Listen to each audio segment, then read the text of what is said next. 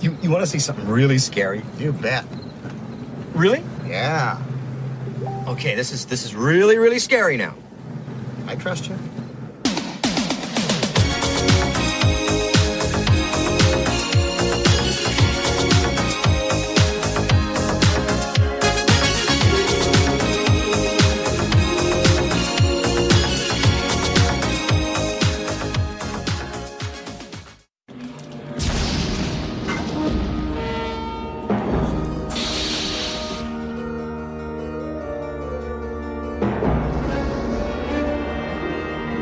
Come closer, please.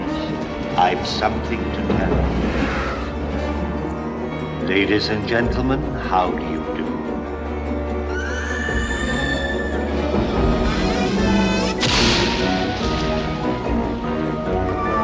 You are invited on a guided tour of a world of darkness. Your nightmares become reality.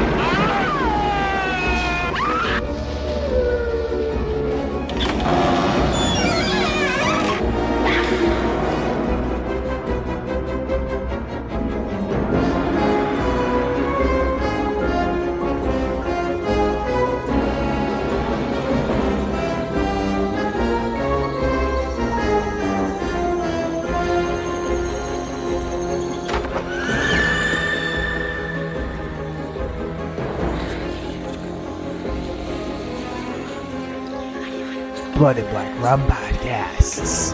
Antholoween. Hey guys, welcome back to the Blood and Black Rum Podcast. I'm Ryan from coldsploitation.com, and I'm joined by my co-host Martin. How's it going? Pretty good. Table just moved on me there for a second. Well, Not used to this new setup. I guess you're not. It's pretty crazy. Yeah, it's hopefully for the better as we get we settled into our new house and Your new house, not mine. new podcast. Yeah, we don't live together, We could. unfortunately. Yeah. Yeah, we get settled into our new house, got a little bit of a new setup here for the podcast, and hopefully, be a nice new place for us to do our show. Hope you like it. Yeah. So today we are continuing our Antholoween series. We're what are we on? Number 3? 4? 4. We did Black Sabbath. We did I gotta remember now. Tales we did from the Tales from the Crypt. Crypt. There you That's go. right. And then we did Creepshow last week.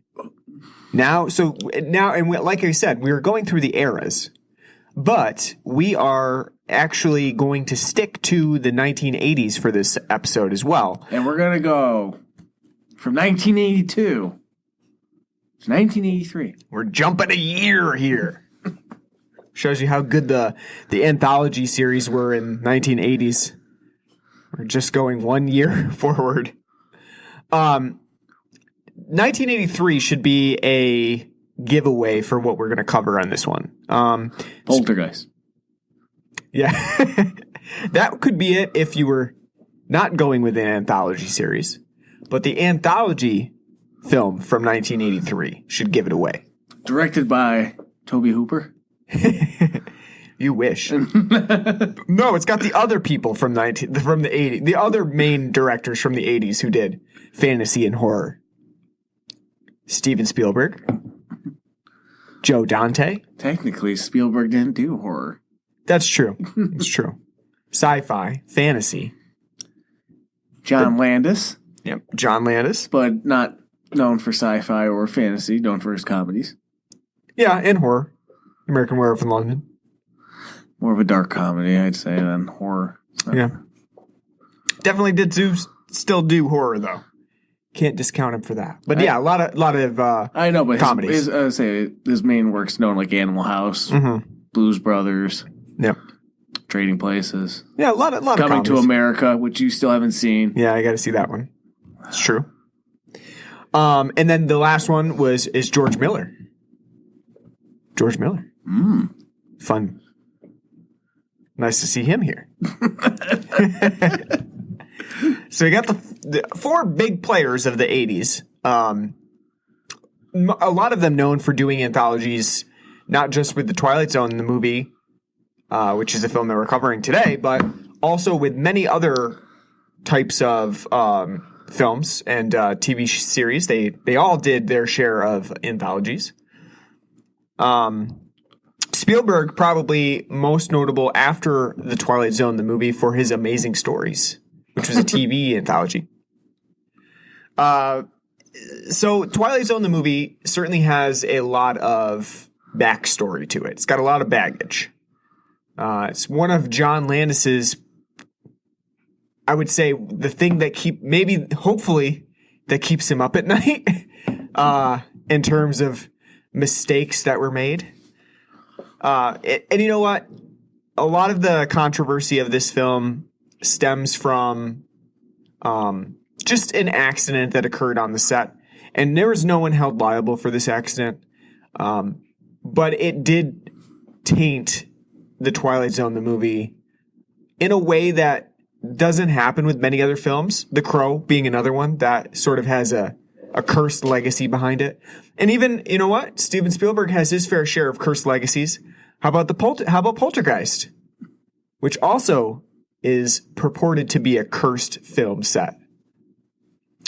But let's talk a little, just before we even get into the movie, let's talk about that very tragic happenstance of helicopter accident the helicopter gone rogue, decapitating Vic Morrow, and also two children actors who were unfortunately illegally working at the time of the accident. It's just something that's really stuck with the film. If you've heard about the Twilight Zone, the movie, you probably have also heard about the accident. I think they go hand in hand now, right? Probably, yeah. You're not thinking of Burgess Meredith being your Rod Serling, you know. Yeah, playing Rod Serling. Or, you know, there's Dan Aykroyd. You know. Usually the first thing that gets brought up is like, hey, people were killed on that movie, weren't they? That's one of the big movies where people were killed on. Yeah. It was an unfortunate accident, very tragic, it's probably one of the most brutal accidents that has happened on a film set, I would say. And it has not only tainted the film itself, but tainted John Landis's legacy, especially since Steven Spielberg had kind of disowned their friendship after it all occurred, and Landis went to court and sort of had to explain why he was using illegal children on a set, and the whole ordeal was just a mess. But things happen, unfortunately. Well, I was going to say, unfortunately, he put the children, the actor, in that situation. But from what I've read, the accident was, nobody really at fault. Yeah, and that happened. I mean, so you try to make the set as safe as possible, obviously, but there are always going to be stunts and scenes that are just, inherently dangerous. And unfortunately, I think the biggest issue was that it put children in danger. Vic Morrow is an old man, and in Twilight Zone, incredibly racist.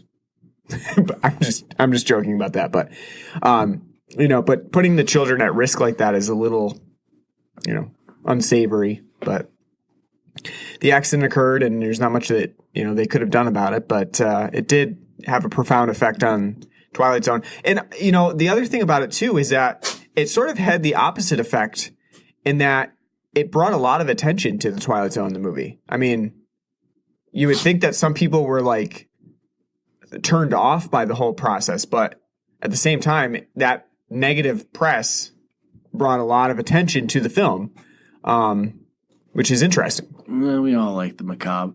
That's true. Yes. We do. Yeah. That's partly why people are drawn to Twilight Zone stories. So horror in general. And horror in general. One thing I'll say before we kind of take a break from talking about the movie and get into our beer talk is that Twilight Zone, the movie, for most of the runtime, and the runtime is about 100 minutes, for most of it, it is not a horror movie. It's more of a fantasy series. what you actually end up getting is a series of fantasy stories and then a couple of horror stories that kind of come in towards the end of it, which is sort of like what the Twilight Zone had. It was never always about horror. It was sometimes sci-fi, it was sometimes fantasy, sometimes adventure. And in fact, I'd say like the whole like prologue and epilogue are very like kind of out of place for the Twilight Zone. Yeah, they do seem a little bit, especially in this film, they seem a little out of sorts with what we get from. They're too goosebumpsy. Yeah, before Goosebumps even existed, but they're too goosebumpsy. There's it's almost like that weird sting of like we got to get them early, especially that first scenario, the prologue that John Landis wrote with Dan Aykroyd, and that seems like it just doesn't entirely fit with the rest of the film, especially like when you then launch into Time's Up, or I'm sorry, not Time's Up, Time Out, which seems like it seems like a jarring change from this sting of horror to more fantastical historical element that has sort of like a moral point to it. Mm-hmm. It definitely seems out of place. But for the most part, the Twilight Zone, the movie, is like a fantasy series rather than a horror. When we've covered mostly horror for this Halloween special, but the Twilight Zone is definitely a sort of a step away from that, trying to get more into the fantasy realm. Now, before we have our beer talk and break it down even further, out of these 4 short stories that are in here, which they're all based on episodes, how many of them do you recognize? Actually, I only recognize one, which really? Would be Nightmare at 20,000 Feet. Yeah. Oh, that's awful. Shame on you. I don't recognize any of the other ones. I'm trying to think of. I don't think I've seen any of the other originals. Yeah, I've seen. The only one I've never that I can't remember ever seeing is the Spielberg one. Mm-hmm. The fucking Kick the Can. Kick the Can. Yeah. But the other 3, not all of them are based on Twilight Zone episodes either. So are you sure that Kick the Can is even a Twilight Zone episode? I think only 3 of them actually are based on a Twilight Zone episode. Well, I think makes sense then because that one's the least right. Twilight Zone-y. I agree with that as well. Most just Spielberg being Spielberg. Yeah, I agree. I think 3 of them have been based on actual Twilight Zone episodes, and then there were 2 that were not really. And I honestly don't know. So which ones do you recognize as Twilight Zone episodes? The 20,000, obviously, because I had Shatner in it. Oh, sure.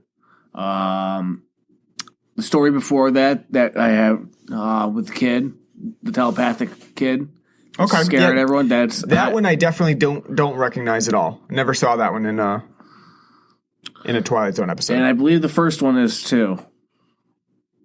Time Out is another one that probably not as explicit. Yeah. But definitely part of it. Yeah, I could see that. Like I said, I don't recognize any of the other storylines. I know that Richard Matheson wrote quite a few of them. And if you know about Richard Matheson, he was a prolific writer, horror and fantasy writer. He wrote some novels like What Dreams May Come, which you might know from the Robin Williams movie. But he also wrote a ton of short stories that were used for a lot of Twilight Zone episodes. Not only that, but he also wrote Duel, the film about the crazed runaway truck. So yeah, he's Richard Matheson was a big part of the Twilight Zone, and so his stories are reused here again in this film to great effect. All right, so let's take a break from talking about Twilight Zone the movie for a second, and we're gonna actually have a plug here. Time for another plug for one of our friends' podcasts, and you probably heard them on here before, the Real AKA Truth Podcast. Real AKA Truth is a podcast that stands apart from others. The Real AKA Truth guys discuss trending topics, celebrity news, music, sports, life, the world around us, and more. For beneficial things such as exclusive episodes, ad-free episodes, early access, or to join the Real AKA Truth community, become a listening member on Himalaya and search Real AKA Truth. You can do so by downloading the Himalaya podcast app or go to Himalaya.com. Real AKA Truth is also available on over 20 podcast apps and formats. Don't miss out. Go check those guys out. Definitely worth a listen. And definitely check out that Himalaya app. I know I sure will, because I don't know anything about it. So I'm going to check it out and see if it's useful for us as well. All right, so on the show today, as you know, we've been kind of working through Oktoberfests for our Antholoween series. All month long, we've been checking out different Oktoberfests. I thought I'd spice it up a little bit today and go a different route and get something that was not an Oktoberfest, but was still part of the festive season. And so instead of Oktoberfest today, I got the Allagash Haunted House, which is a hoppy dark ale. Now, I've never heard of Haunted House at all. This is the first time I'd ever seen it. The only Allagash I think we've ever had is their white. I've only ever had their white. I know they make a couple others. I've never had them before, but I know they make a couple others. And on Untappd, it says it's Belgian dark strong ale. Yep. Definitely was interested in it. I was not interested in the price of it, but I was still interested in the actual content of the beer. Again, because I have had so little Allagash that I wanted to get it, and also because it was fitting for the season. So I got it. They even made sure to make that ABV be 6.66%. 6.66, really.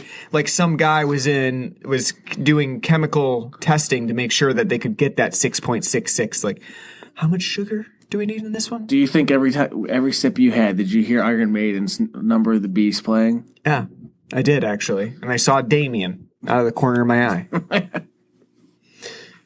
So the Haunted House is a hoppy dark ale. Which is not a very common style also. So that's another reason why it stood out to me. It has Saz hops in it, and it has a couple others. What hops? Saz. Not familiar. Saz. You know, Saz. What hops? Those ones that grow down the street. So it combines the hop flavors of that with also the coffee, strong porter-like tendencies of a darker style beer. And you're getting a lot of that coffee, toffee, maltiness along with the hop flavor that I think pairs really well together. This was an interesting style that there's just not that many of, and I really thought that they did a good job making sure that they got both profiles in this. No, not an overwhelming amount of hops, just enough with also that, coffee-ish porter taste to it. I really enjoyed it. Which nice is weird. Dark. Huh? I was going to say, which is weird because I would agree with you on flavor profiling. But like I said, on Untappd, it's described as like a Belgian strong ale. Yeah. Doesn't really taste like not like a strong ale that we've had, before. Well, not like an old, no, I'm saying like not like an old ale, but like just like a regular, like, when you think Belgian, you think, you always get like the nice coriander and fruits and. Right, and that banana-like yeast to it, yeah. And that's just not present at all. No. Here it is, especially with like mouthfeel, very like portery. Mm-hmm. Very, soft and velvety. Cool. Yes. I would say. Velvety taste to it. Yes. It's a really good beer. It's very rich. So it's definitely not a session. This comes in 4 tall boy cans at $14.99 a 4-pack. So it's not one that you're going to rip through. And I will say that, saying that we only had one can a piece, just because it's kind of like a special occasion beer. You can rip through it if you're New England rich. That's true. Well, I'm not even saying that just because of the price of it, but also because it is just a very strong beer. I mean, it has a lot of flavor to it, and so I don't see myself, sessioning it and drinking a bunch of them at a time. It's one that you savor. Took me a while to get through it. Mm-hmm. So. But anyway, I would definitely recommend it. Definitely check it out if you can find it. This is the first time I had seen it, so if it's around, grab it. I would check it out. Even though it's $15 a 4-pack. That's a little on the expensive side, but treat yourself. You deserve it. That's what I did. I said, you know what? I don't know when I'm going to see it again. I'm getting it. All right, so Twilight Zone, the movie. Yeah, nice little awkward pause there. All right. I wanted to give me a second if I wanted to splice an ad in there or something. Just like throw an ad in there for a little behind the scenes there. Yeah. Or what's the what are some of the ads? Like Blue Apron. You know? Throw a Blue Apron in there. Get a box of food shit. Oh, what the hell is it? The Omaha Steaks. That's that blue pill thing that you talked about? Yeah, Blue Chew. Blue, yeah. Get your penis hard. Chewy.com. Stuff like that. We're just giving them free advertisements now. That's how you get them. That's right. All right, so Twilight Zone, the movie. This is a film that I had never seen before. Never have I. Seen bits and pieces of it. I remember the first part of the film, the prologue with Dan Aykroyd. I think because it's just been shared a lot as sort of a fun little segment for this film. But I've never seen the whole thing. And like I said, I don't really recognize any of the stories besides Nightmare at, is it 20,000 or 30,000 feet? 20,000. I always forget the exact footage of that. The more and more I think about it when it comes to the first story, maybe I'm thinking of a Star Trek episode. Oh, you're misremembering the timeout. I again, for the last two episodes, I know are definitely Twilight Zone episodes. But maybe the first one I'm confusing with the Star Trek episode. You're just not sure, yeah. Because they're very similar. I mean, Star Trek's just Twilight Zone space. That's true. It's true. Right. So that prologue. So we kind of talked about it a little bit, but there's it's kind of a funny opening. Dan Aykroyd singing, very disjointed from the rest of the film. Yeah, very standoffish from the rest of the film. Do you think that the scare is effective? No. It's called Something Scary. No, it's fucking terrible. You didn't like it? No. The mask is awful that they put on Dan Aykroyd. They use like tiger and lion sounds for this, where it's like like the most stock and canned like cat like growls. It's awful. Absolutely awful. I don't know what the fuck John Landis or their sound engine, what the hell they were thinking. Okay, well, you didn't like the scare, but do you like Dan Aykroyd singing? Surprised he didn't whip out a harmonica. Go to town. That's all right. He looks so young in this movie. He does. He's just a baby in this one. You're thinking that, if it was a road trip with him today, it'd just be him babbling on about aliens and ghosts and ghouls and... Yeah, I think that would be like... Buy my goddamn vodka. Yep, that. Saying, new Ghostbusters coming soon. Coming sometime. I ain't afraid of no ghosts. We don't want to do it. And then pulling out a like a harpsichord or something like that. That's what I imagine Dan Aykroyd being like now. Also wearing like a Newsies cap. Because I feel like that's basically Dan Aykroyd now in his older age. He's got those like old man glasses that he wears too. Yeah, Chevy Chase got racist and stuff, but Dan Aykroyd, he's just lost his mind. Yeah. I don't know. I think the segment's okay. You're right. It doesn't really feel like a Twilight Zone episode so much. Maybe it's not supposed to, but it also doesn't really open the film that well as like here's a look at what's coming, or even like a wraparound story. Like it makes sense for a creep show or something. Yeah, right. But here, it's just it doesn't very disjointed, tacky. Doesn't do the job, and even worse is the epilogue, which is like basically the same idea. And when you have Dan Aykroyd and John Lithgow in the car in the ambulance together, you would think like, wow, should be fucking gold. That's great. Yeah, I mean, you can't lose, right? But And I think that squandered even more in the I just epilogue. love the fact that when he pops the tape in, pops that old cassette in, and Lithgow's, tied down to the gurney. He's like, hey, I love Credence. Lithgow just had the most traumatic experience of his life. he's like, wait a second, is that CCR? I love Credence. Yeah. Not special. You know what? That's why I've heard, just a rumor, that they play CCR at all the mental asylums. Helps them. They feel better. Yeah, it's just...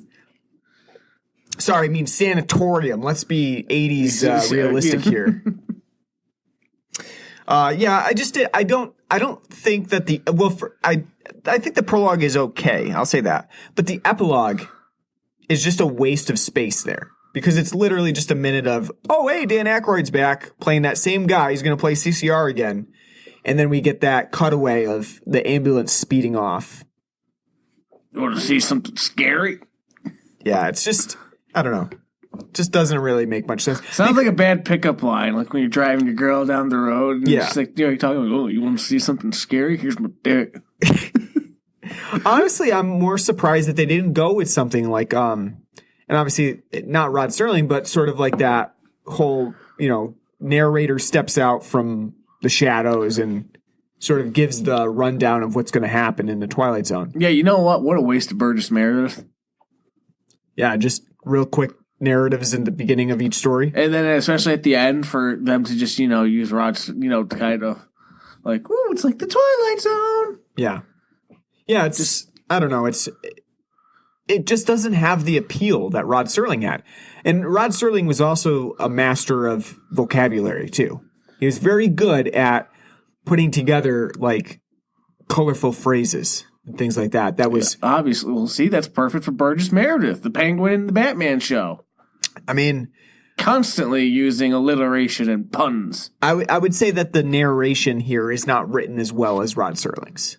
It doesn't have that punchy, Well, not only that, philosophical. there's not enough of it really to. It's just a very short description. So, like I said, so Burgess Meredith as the narrator is very underutilized. I'm also, so I said I'm surprised that there was no like opening Rod Serling pronouncement, but then also I'm surprised that none of the stories when they end have any sort of like moralistic explanation from the narrator, from Burgess Meredith, about, this is why we've seen this. This is, this is what happened in the Twilight Zone.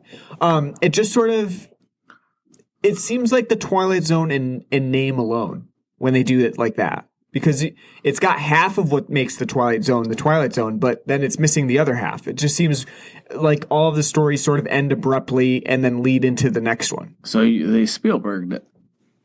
I guess they did, even though Spielberg only really directed one of the stories. I know, but he produced it. You can tell just by Spielberg's overall on the production. It's a his blueprint is all over it.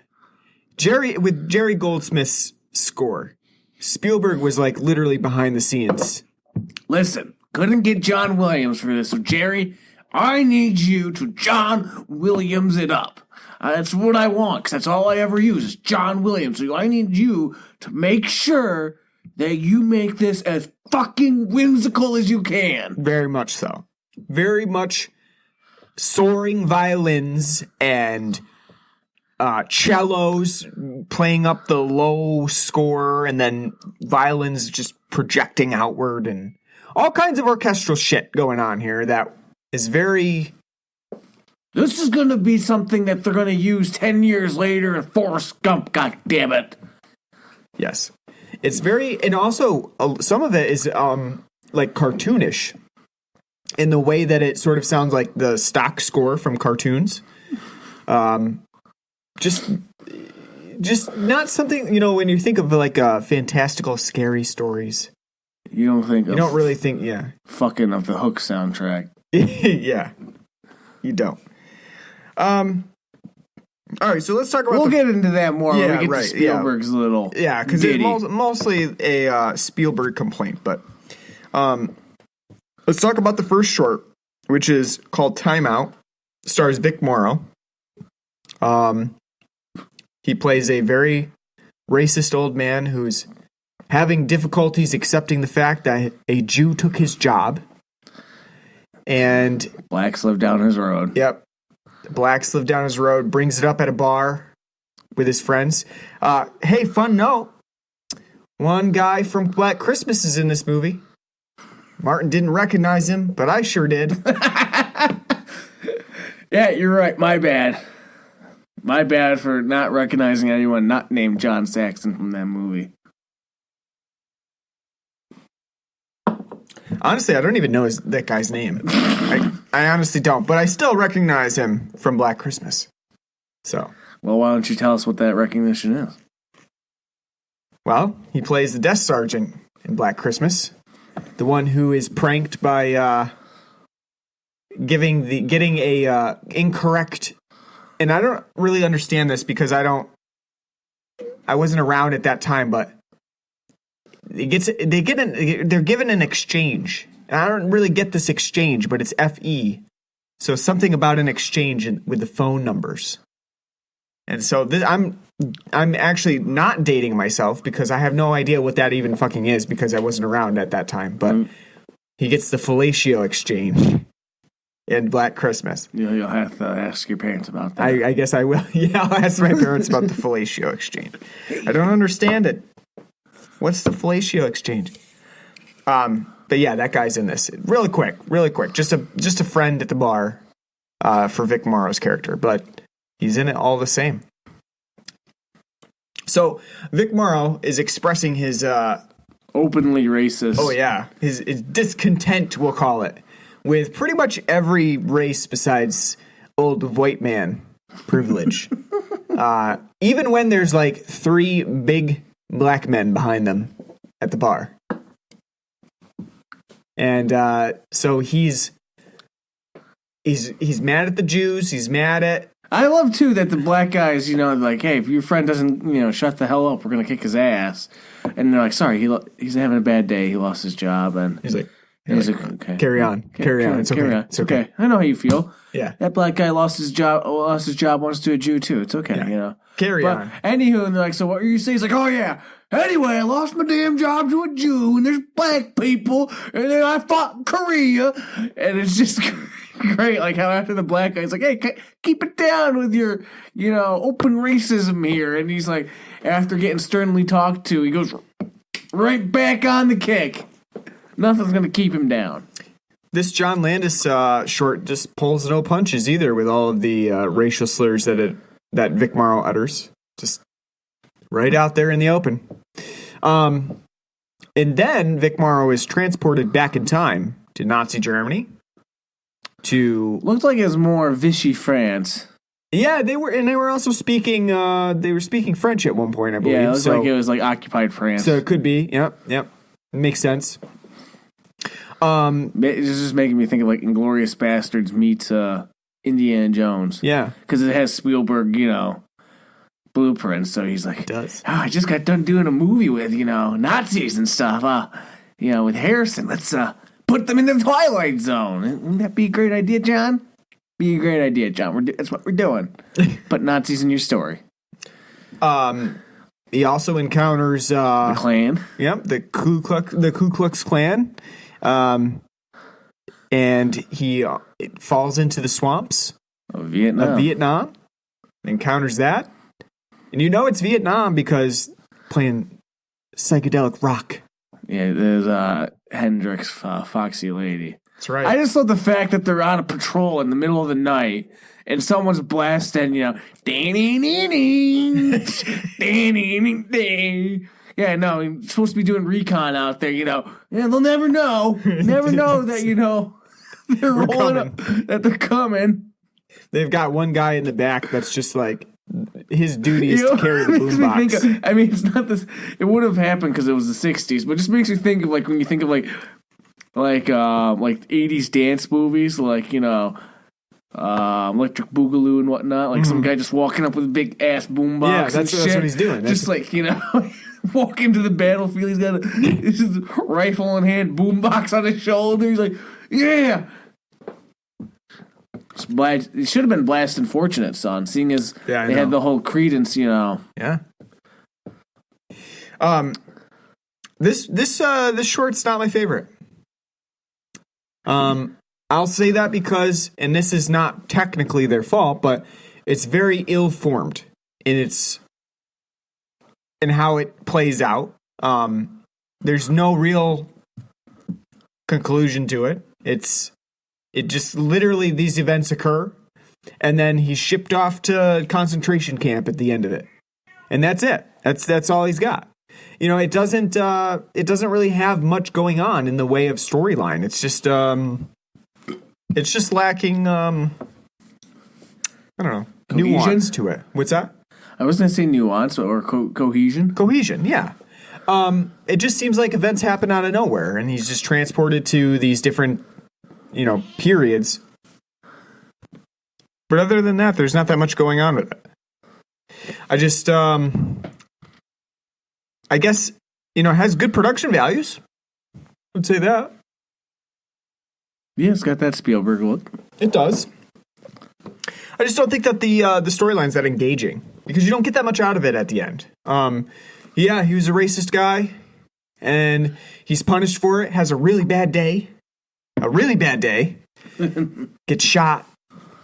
Worst shots ever from the SS here. Yeah. Just missing left and right at him. Oh, not only... And the one, poor Gunter, goes toppling out the window for no reason. The guy just falling out the window. I like, too, that the one guy, when Vic Morrow's standing on the ledge, the one guy's, like, pawing at him from the window like a fucking zombie. Yeah. When there's... And then the other one goes through the window and just runs right through it and falls to his death. It's just...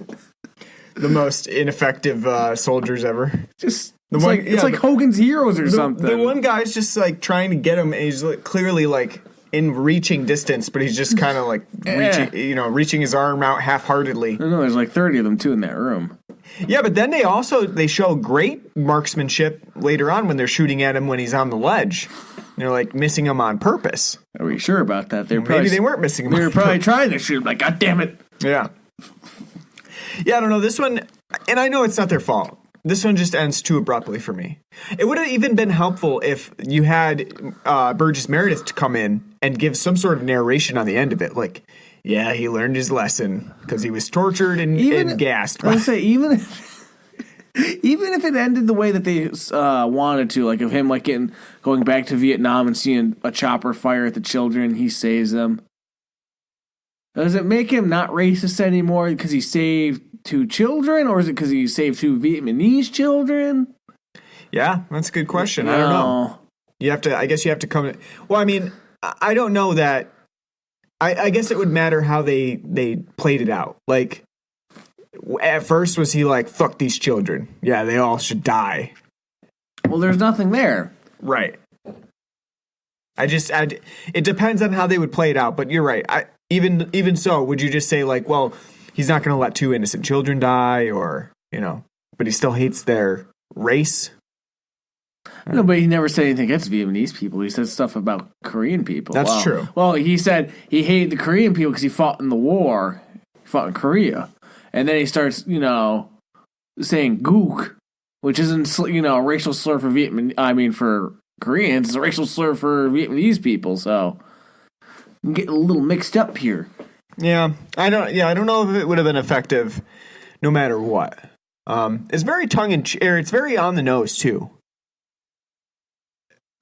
I honestly think they didn't need 3 different scenarios too for this to play out. It would have been fine if it was just he hates Jews because a Jew took his job, or if he hates black people because right, and just do one of those, and just have one scenario. Yeah, play out in more detail. It's just a little too much to have all 3 going on. Because if you, especially knowing people at the time, if he hates one of them, probably hates the rest of them too. So And the other thing is that it's pretty jarring too when we only see the Nazi part of it twice, but everybody else is kind of skipped out. He's in those scenarios one by one, and then Nazi Germany rolls around again, and then he's shipped off to a concentration camp. So it's weird to visit with all of them one time except the Nazis. So, I don't know, it just doesn't all gel together. Again, partially not their fault, events outside of their control, but I don't know that the story would have been good regardless. And I don't know, I don't, this one does not seem like a Twilight Zone, like an actual episode of the Twilight Zone. It seems... I might be thinking, like I said, I might be thinking, because there's a Star Trek episode from the original series where they go to like a planet that's of their technology and stuff that has gone towards Nazism. Right. And Kirk and crew have a fun time, dealing with Nazis. Yeah, I mean, it's possible. And maybe this was changed up quite a bit for the movie, but it just seems, a little weird for that one. I don't know. What I was gonna say, from what I read online, it's based off of two different stories. One of them's based off of like a U.S. soldier in the Pacific Theater in World War II, which that didn't sound familiar to me. And the other one's based off of somebody who was like a former SS officer, like hiding out. Mm-hmm. That one seems a little bit more familiar. It's been a little while since I've watched, some Twilight Zone. Interesting. Yeah, but, not my favorite episode, not my favorite segment of this. Well, unfortunately, it's not the worst. It is not the worst. That's true. Because the next one is dog shit. Yeah. So the next one is Kick the Can. Kick the Can, which is a Spielberg directed short starring Scatman Crothers as a youthful, exuberant Song man. of the South-esque. Yeah. Coming to make all the people happy. Yeah, he shows up at a nursing home. Or I guess not a nursing home, but it's just like a home for elderly. And he's concerned that everybody's sort of not allowed to do anything fun because they might hurt themselves. Medical technology, medicine was so far then. Can't have these old people moving. They might die. They could break a hip, and that's it. You're done. They had Life Alert then. I've fallen and I can't get up. But he's very concerned about these people, so he invents a game night for them where they can go and play Kick the Can. Well, I don't think he invented Kick the Can. No, I meant that he makes a game night for them to celebrate their youthfulness. And he's got magic. He does. And every 3 seconds, you got the whimsy picking up even more and more steam. I don't know what Kick the Can is. You just fucking kick a can. Is that it? I don't because fucking that's know. not how they're playing it in the movie. I don't know. They're like I always playing thought it it was where, just you kick a can because you're poor. So I it's don't know. like, He's playing it like he drops the can. Then he goes and finds someone that's hiding, and as he's finding someone that's hiding, someone else kicks the can. I don't know. I don't understand the game. It's one of those old school games that I never learned, like Foursquare. We had a Foursquare in elementary school. Did anyone know how to actually play Foursquare? Oh, I mean, and they also talk about jacks too. Like anybody our age ever played jacks. So I don't know the game. We very had well. Pogs, and we didn't even know how to play Pogs. That's true. I don't know the game very well, but I understand the storyline behind it, even if I don't know the game Kick the Can. So they're all being their youthful selves. They're envisioning themselves as youngsters, rapscallions, playing games, and then they become little youngins. They revert back to their younger selves. And it just gets this is literally has to be Spielberg's little brainchild before he did Hook. It has to be. Yeah, I mean, it's literally like Hook minus there's no Robin Williams, and to be Peter Pan. Because they're all just like the Lost Boys and it's very, very similar to Peter Pan. Especially even as the one kid that doesn't want to go back to being he looks like elderly. He's basically Peter Pan. Yeah. And literally he flies out the window. I was hoping he went crashing and burned on the pavement. Scatman Crothers is like, no, you can't leave, and just forces him to fall from the window. This one is really all kinds of messy. I mean, I get it. It's sort of like a feel-good story about how people have there are younger selves inside of them, and you're only old if you feel old, and you're only old if you act old. I get it.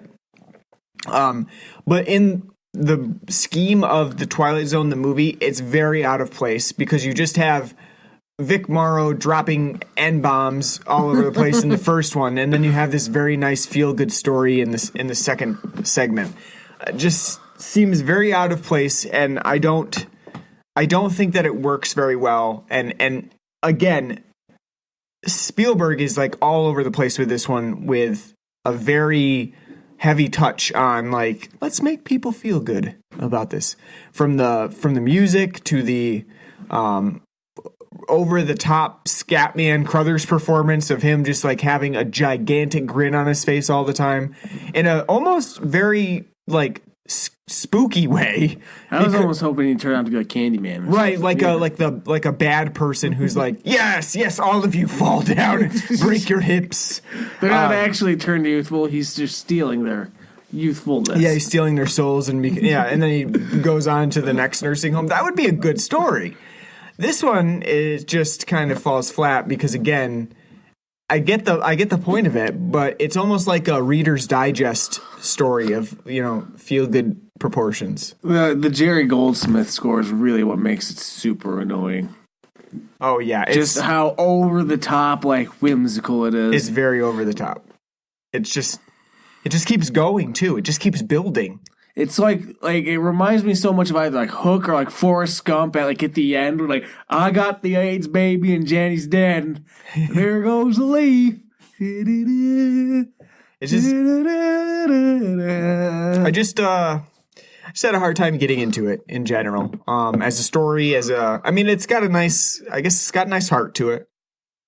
Yeah, you know what? That's not what I want in my Twilight Zone movie.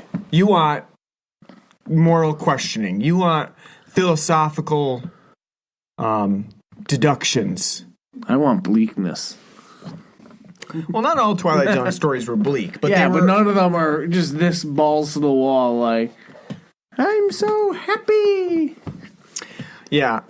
Again, like you said, this is Spielberg's Peter Pan. Really, I think this is his take on it, and it basically is a picture perfect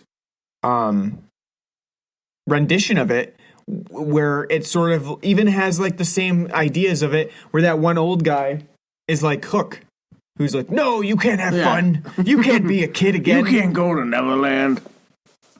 I also question the whole thing about like some of the people who don't want to revert back to their younger selves. They're like, I don't want to live through those people dying again. Well, they're already dead, lady. You're not going to live through it again. They're dead. So just, they're not going to die again. You just get to be young again. That's all. No, they get reverted too, so their corpses are. That's the little. They come back as well. The little nugget you didn't get to see. It's kind of like with Creep Show. It's like like zombies just wandering around. I actually kind of find it funny that Scatman Crothers at the end isn't like, you guys don't like being young, and he's not like offended and hurt, and he's just like, I'm going home then. Never mind. I'm taking the magic back. And I'm going home. Steals their souls. Thought I'd do a nice thing for you, and you know what? Never mind. What a nice job he has, though, just going from like home to home and making them feel, I brought a little tin can. Yeah, until he dies. No, I think he's that age forever. He just stays that way? Yeah. A kindly old man with a smile that envelops his face. Radiance. So he's the Joker. That's right. Yep, this is the worst one. This is the worst. We can definitively say now, this one's the worst one of the Twilight Zone. And as movie. I told you too, the older I get, the more and more I watch like Spielberg films that are like this. It's very hard. Very hard for me to get through. They're just like so over the top. Maybe we've changed as a because if I were to generation. watch like Jurassic Park now, and that big reveal and that big welcome to, I'd just be like, shut the fuck up, John Hammond. Shut the fuck up. Stop being so optimistic about everything, John. This is gonna go to shit. Maybe we're just super, super jaded now at this point. I'm sure somewhere in like Saving Private Ryan, he like shoehorned in like some whimsy as they're all like dying on the battlefield.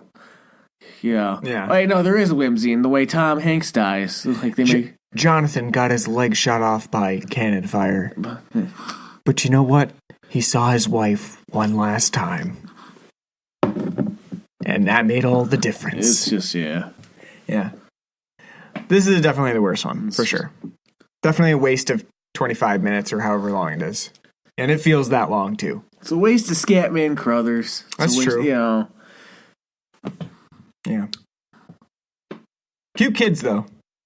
Cute kids. They were kind of obnoxious, too. The one, like, I don't want to be young again. With her little little Susie gap tooth and blonde hair curls. Like, I don't want to be young again and have to go, I want to be old again. I guess the one that you can most relate to is the old guy who's just a curmudgeon. Yes. Like, you guys, there's kids in the bed. There's kids in. I like too how for this old folk home, it's like an orphanarium. There's like 10 of them crammed into like a single cot. Yeah. The one the housekeeper or whatever's got her own room. Yeah. Like a nice robe. Kind of like Tales from the Crypt with the man at the blind the house. Yeah. Yeah, she's like, you're going to sleep with no heat tonight. All these blind people crammed in, not blind people, but all these old people crammed in 10 cots in one room. Oh, they're just living out their best days, aren't they? The golden days. You'd think they want to move around with like probably all the back aches and pains, those like single cots they sleep on. Does she call that the one boy the rapscallion? Is that the word she uses? I thought so. Ragamuffin. Ragamuffin, that's what it was, yeah. I was you like, little ragamuffin. I'm like, I haven't heard that in a long time. Oh, look at that ragamuffin. Well, the lady that's taking care of them is just about as old as they are. Well, because it's a great job. As soon as she retires, she's in bed right, That's true. It's true. Won't have to go far to collect that pension. Right there. All right. So the third story is called It's a Wonderful Life. No, I'm sorry. It's a Good Life. It's a Good Life. I was going to say. Can't use that name. Holy shit. Copyright infringement on that. It's a Good Life. The Good Life, yeah. And this one has a really great moment in it where our protagonist just backs over a kid with a car. Helen Foley and her AMC girl just rear-raised. That's so great. It's awesome. It's just a great shot. Almost had a fork. Yeah, seriously. It can really get her when she backs over him. I'm just laughing about it because it happens and it's very quick. And the funny thing is that Helen just got upset. She's in the bar getting rations because it wasn't a bar. It was a diner. Sandwiches. I'm sorry, diner. Which, by the way, on that diner it said sandwiches and seafood. Ugh. What a combo! Oof. Hey, you know what? I got my clam platter and like a nice turkey sandwich too to go with it. Yeah. Yeesh. Sounds terrible. And your diner coffee, black coffee too. Diner sounds smelly. That's what it sounds like. But yeah, she gets upset because a guy ambushes the kid as he's playing an arcade game because he thinks it's fucking interrupting the TV signal. Which I don't even know. What fucking arcade game was he playing? Oh, I have no idea. Like I was looking at it, I'm like, did they just like make up a machine? I think they might have made up one. It didn't. They look couldn't like just have like fucking Centipede or something like or that. Space Invader, you know. Yeah. Sorry, kid, can't afford at the time probably like, what, $100 arcade cabinet. I'm also confused. Did arcade games really mess up TVs? As far as I know, no. I don't know how that would be a thing, but all I know is after looking at that arcade cabinet, I want to buy a Neo Geo. Yeah. Remember the Neo Geo back at the High Rollers? Yeah. A Metal Slug on it? Yeah. Yeah, good times. So the guy throws him off the arcade machine, and Helen gets really upset. Like, how dare you assault this boy? He's just minding his own business, playing a video game. Well, you know what? She storms out. I think though that guy didn't know about the kid being like super psycho demon powered. Yeah, that's true. But I think the guy who owns the diner does because he keeps, kowtow into the the kid's will, like just leave him alone. Yeah, yeah, maybe he knows. So I think probably the whole town's in on it, Right. But then I just like that Helen got so upset about that, and she storms out, gets into her car, and proceeds to back over him and his bike. It's a hilarious sequence. This is really something you just have to see to appreciate it. Yeah, well shot too. Definitely realistic and in terms of how he's backed into. So then Anthony takes her home and has her meet his family, who is all very much like Coked Leave out. It to Beaver, sort of. Coked out. Yeah, or coked out. You could say that too. Just basically bowing to all of his whims, serving peanut butter hamburger sandwiches, which I think is really funny because that's basically a They're new like, thing. that's so so disgusting, so weird. And it's like you go to like any like craft like gastro pub now, like when like one of the things is like we got bacon, peanut butter, and jam burgers. Yeah, PB&J burger. That's a thing now. I haven't tried it because I just. Although I will say that the burgers that were in this look like disgusting McDonald's burgers slathered in peanut butter. Well, they're like sawdust patties. Yeah, They're like paper thin. So I will agree with Helen on that one, that they did not look very appetizing. I do love too when she's like questioning it and shit, and they're all like, "Huh?" And the kid's like, "You never say anything about this." She says, "You need he needs his nutrition. He's a growing boy." Oh, it's a birthday meal. And the one girl's like, "Not another fucking birthday." Yeah. It is pretty funny though. And I do like how this short kind of expands on, first we meet this really weird family and you're like, oh, well, yeah, they're very clingy, but nothing, they're not ignoring Anthony like he said they are. And then you start to see it over time, like it morphs into they're scared of Anthony, and then you see the whole power that he holds over them. And I like how it sort of expands over time. It takes a little while to get into that. I like how the upstairs all of a sudden turns into like a Tim Burton set. Yeah, with the girl who has no mouth. Well, it just goes all black and white, and yeah. Yeah, it's a very trippy segment from Joe Dante. Especially once you get towards the end of it, where you have the rabbit being pulled out of the hat,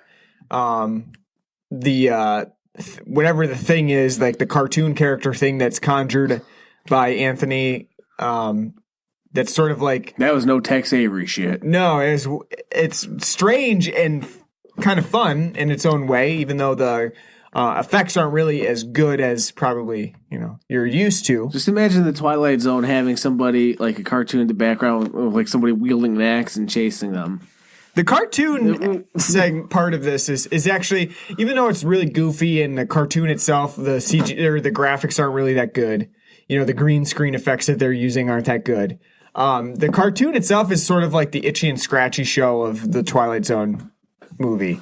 It's like it turns into a very like graphic cartoon show. Which they do have like constantly running throughout actual cartoons, because like they do have like Tom and Jerry and stuff going on.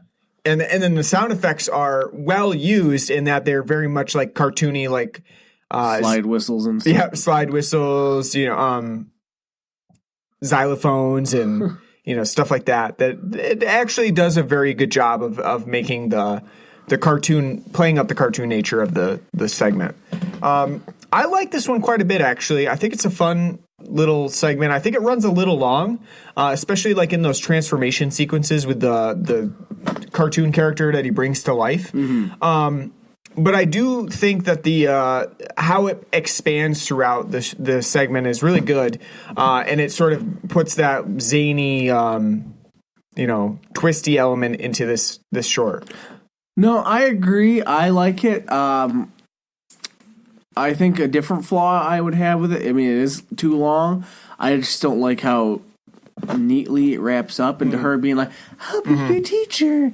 We'll teach, Yeah. That to me, like, I was like, no. I mean, was the intention that she's always, like, searching for him at this, like, juncture? Or maybe, like, he, like, willed it? Yeah, it doesn't really, there's not really a final say on that. I mean, from what we get from how he acts, he's not evil.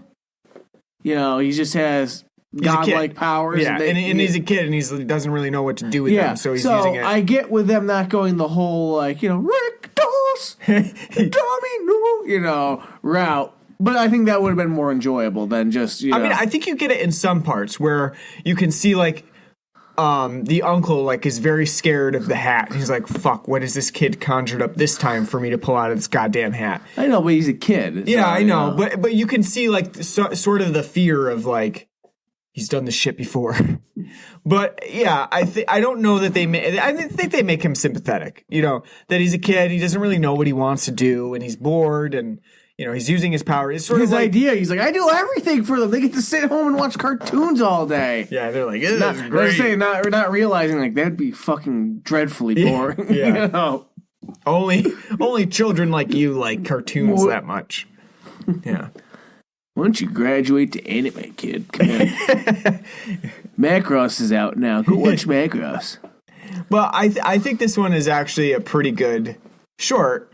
It works well, I think. Yeah. Like I said, I just a little too long. Yep. I think it could have done better if the cast of the family wasn't just hovering around them the entire time. Mm-hmm. Make them kind of. I mean, it shows how they're afraid of them. I think it could have been done better if they're more like all kind of like separate and like, yes, Anthony. Oh, what do you want, Anthony? Instead of them all just sitting there cheerleading. That got to be, I think, grating. Yeah, and then there's also the fact that a lot of times that they're all talking over each other, so that's another grating aspect of the film. Yeah. You'd be like the kid, like just like shut the fuck up. Yeah, yeah, I could see that. I still think it's probably one of the better segments on this one. And it ends like Grease. They just drive off into the heavens. Yeah, everything's fine. And the even funnier part would have been if they ended up showing like Helen actually kidnapping Anthony. Like she imagined the whole thing.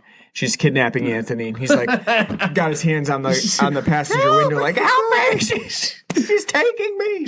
She chloroformed me after she hit me with the car. The much more sinister Twilight Zone movie.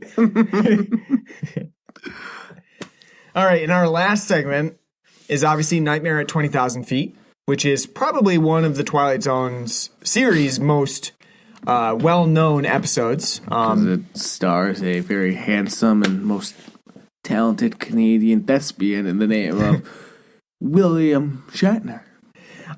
It's been a while since I've seen the actual episode Nightmare at 20,000 Feet, but I remember it being pretty effective. I don't remember how closely it hews to this segment in the Twilight Zone movie. I think this one goes quite above and beyond what the actual episode does, if I remember correctly. But this one stars John Lithgow in William Shatner's role. Who at some points in the beginning in the bathroom kind of looks like Jeff Daniels. He does, yeah. He's got that sort of like long-haired wispiness to him. Little bit of stubble going on. Young at this time, John Lithgow is. And despite the hairline. Yeah, very sweaty. Very sweaty in this entire segment. He plays a guy who has written about computer chips. I don't really know why that's very relevant to this movie, but it does come up. Not just he wrote a textbook. Yeah, he wrote a textbook. I don't know why that's so relevant in here. Like I don't know why they needed to. I don't. It's been so long since I've seen the actual episode itself. Maybe Shatner was like a writer of some novel or some book. Yeah, it just seemed like there was a reason why they would bring that up, and then it never really comes to. Maybe they just wanted to cement it as like this guy's wouldn't seem like a crazy person because he's rude. Well, because you think about it, because it's like about computer chips, it's all about logic, you know. Sure. Yeah. So his logic of being on a plane, trapped on a plane, and thinking about dying is really not that logical. Mm-hmm. But yeah, so I get it. Maybe it's the irony of him writing about computer logic and not seeing the logic in everyday life. But seeing the sense. Troll out there, that's yeah. But this one it kind of goes up. It goes a lot further into John Lithgow being very terrified of his plane flight. It's not just that he's scared of what's outside or the lightning that's happening outside, but he's scared of like the entire flight. And the short does really get into the claustrophobia of planes. I'm thinking about that first part of the segment when he's in the bathroom, and it's filmed with like a fisheye lens so that everything is sort of distorted. So you get that like claustrophobia of being in a really small area, which I think works pretty well. If I were him, I'd be very angry if I was taking a shit and somebody is knocking on the door, knocking like, Mister, you've been in there for quite a while. Yeah. Like, well, I've got massive diarrhea. Yeah, I stopped at Red Robin in the other airport. Ate some airport sushi, Yeah. It's one of the reasons why I don't want to fly. Just like the thought, like if I had to, IBS. Yeah. Like I'd be able to shit like on a plane, but it would be like, I'd be like, can just imagine unpleasant. Yeah. And hot. Because anytime you're ever sick, what's the play? All you want to do, you just want to be home. You want to be in your comfort zone. Oh yeah. Yeah. And I can just imagine, especially in that plane, which probably has no air AC or anything like that. That's a unpleasant shit. But it does have smoking and it does have a lot of leg room. It does, yeah. Like you said, I've never been on a plane before, but I pointed out to you, like, there's no way in hell you get that much leg room on a plane. This one actually, so his seat actually has 2 windows, and that's very uncommon for a plane. You normally only get 1 window, even if that. Sometimes you're stuck and you get the unlucky seat where you're like, you're in between a window, right? So you just have like the side of the plane. You're in that seat at Fenway that's blocked by the... Yeah, you're in that unlucky seat. But yeah, he's got a lot of leg room. That's great. So even so, like this segment tries to play up the claustrophobia of being in a plane, but us contemporary viewers have a hard time, seeing that since he has so much room. But what I do like about that again is that they did a lot of zooming in on Lithgow. And then zooming out to show like people looking at him from different like parts of the seats. So like the people behind him, the older people that are looking at him and staring at him, and then the guy in front who's like the police officer on the air flight. marshal. Yeah, the air marshal. So they do a lot of that like zooming out to show like, oh yeah, he's actually really close to these people. And then you also get the idea that he feels very alone in this flight because he's the only one seeing the troll or whatever it is on the outskirts of the plane, but he's so very close to everybody else on the plane as well. And it's kind of an interesting dynamic between being very close to everybody, but also feeling super alone in what you're experiencing. It's kind of cool. I like that. Yeah, I really like the close-ups that George Miller does for on John Lithgow, just because his facial expressions are so great. They're so big and rubbery and just like, when he does the close up of Lithgow staring out the airplane window and we're looking from outside on the wing in, he looks very spooky in that scenario too. Like he looks almost like the troll with his features because he's so harried, he's very pale, his hair's all over the place, he's sweaty. He also looks very, ghoulish in that respect. And I like that. And I think that the troll actually looks fairly good in this too for the special effects. Because they do have it so darkened that you can't really see the actual features of it. You get a little bit, but you don't see like the full lighted version of the troll. Which makes it all the better because I feel like if you were to see the actual lighting of that creature, it would kind of take away the effect. Like, oh, that's a doll. Yeah. But I like at the end where you kind of see it up close when he opens the window and you see it like staring in at him. No, he doesn't open the window. He shoots the window. Oh, well, I was talking about when he's taking that sedative and nearly falls asleep and then he kind of whips around and opens the window and there's the troll. But yeah, when he shoots the window too, you have that scene where the troll kind of comes up to him and gives them that Dikembe like finger wag, like no, or Sonic the Hedgehog, like no, which kind of gives the troll character as well. And then you're wondering like, what the fuck does this troll do? Like. He's day to day, just like hopping around on planes. Like, no, fuck this plane. I would really love if Dikembe's finger wag came from that troll. Like, no. But I do have to wonder, like, is the troll's occupation just like take down all the fucking planes? Just like it's in their airspace. He just eats metal. He just wants the metal. Yeah. He's like a metal gremlin. Yeah. Or you know what? Maybe metal is like their currency. So he's like, I've got to, he's like a copper stripper. It's like, I'm going to take some from this airplane, go sell it off.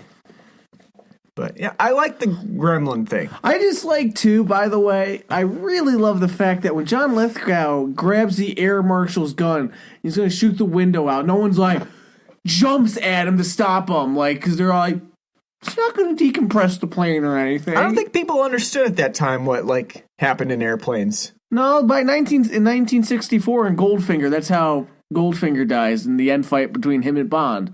They're on a plane and they fire off a gun and it breaks the window and Goldfinger gets sucked out. But did, like, normal people riding in airplanes really understand the risks of that? All the old people on that plane, I guarantee you saw Goldfinger.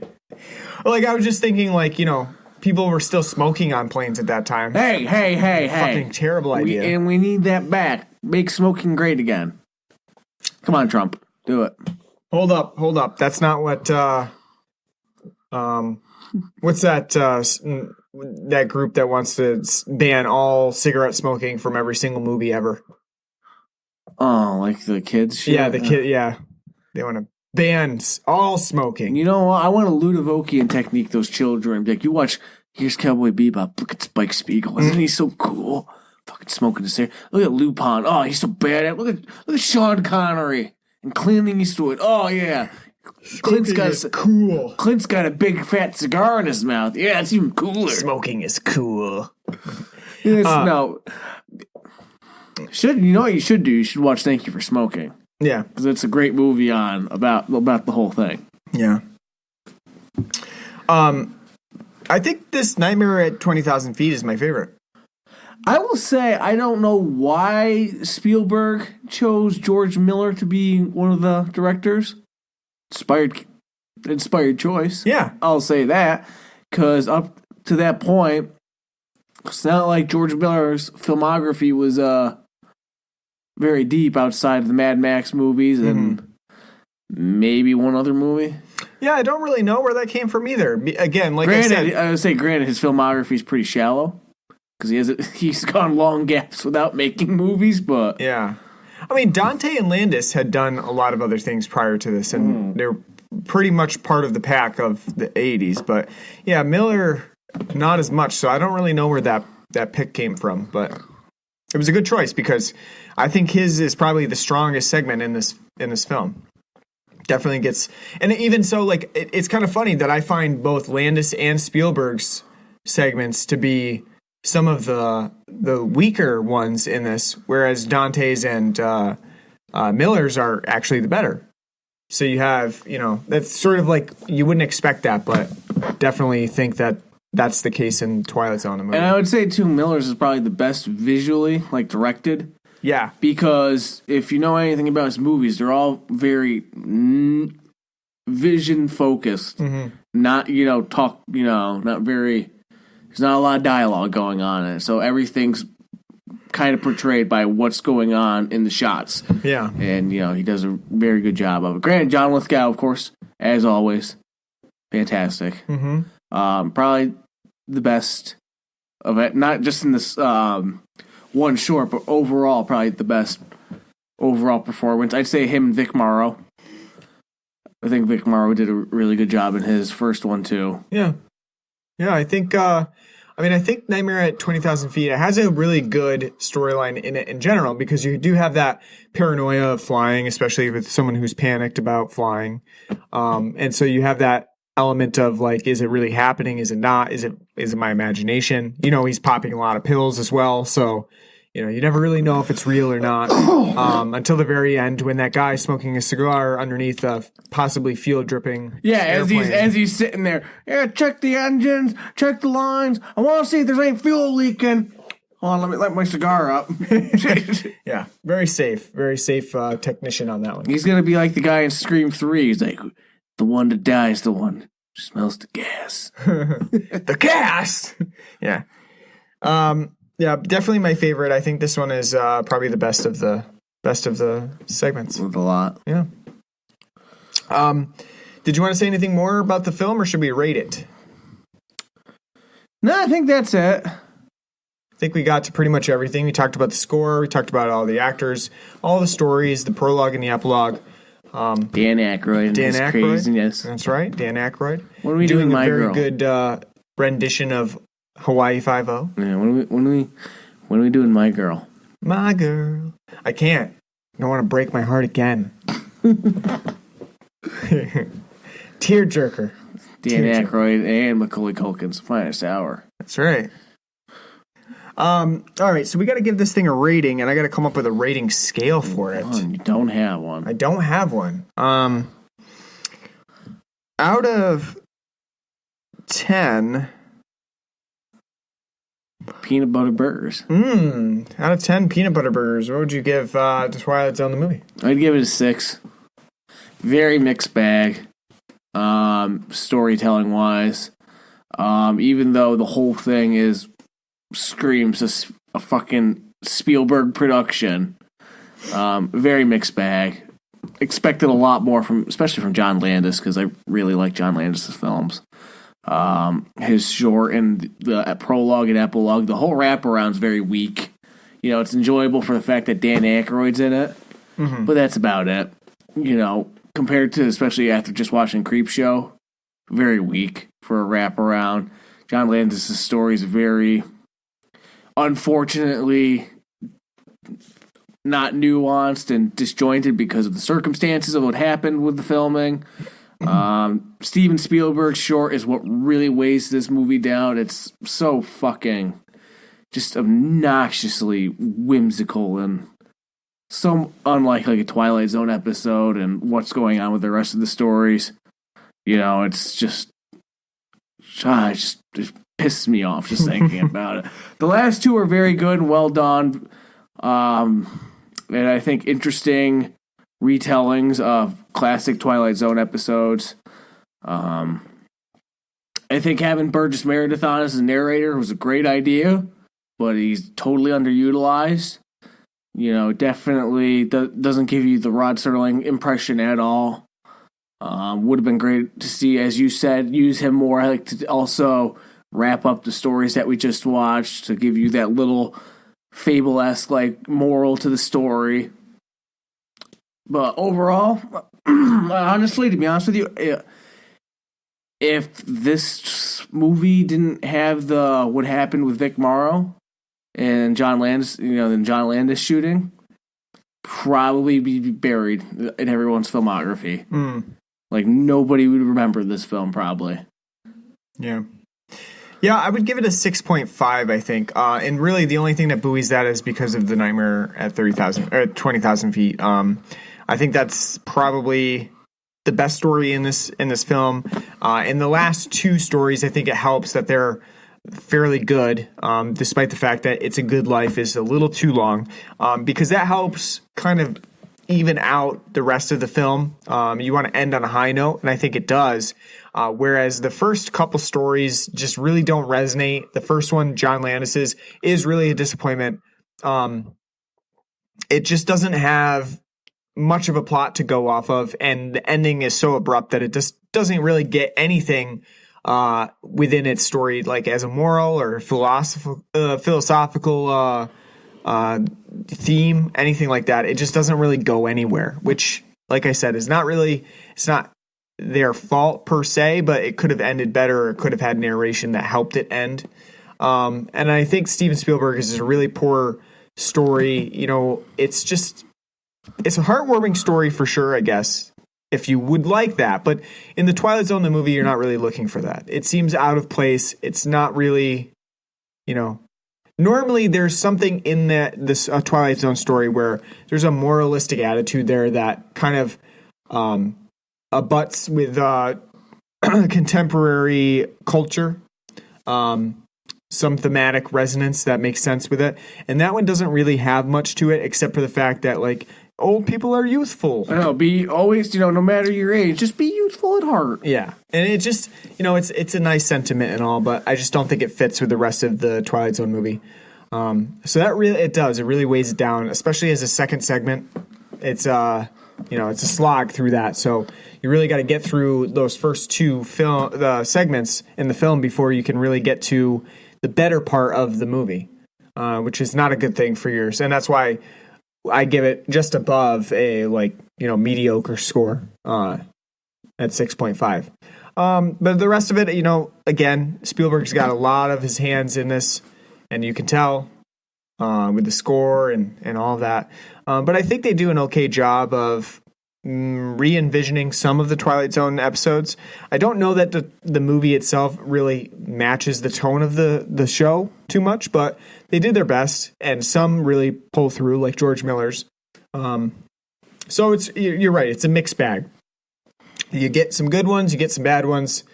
At only 4 segments, you're hoping for more good than bad segments. And that's not really the case. So that's not a great anthology.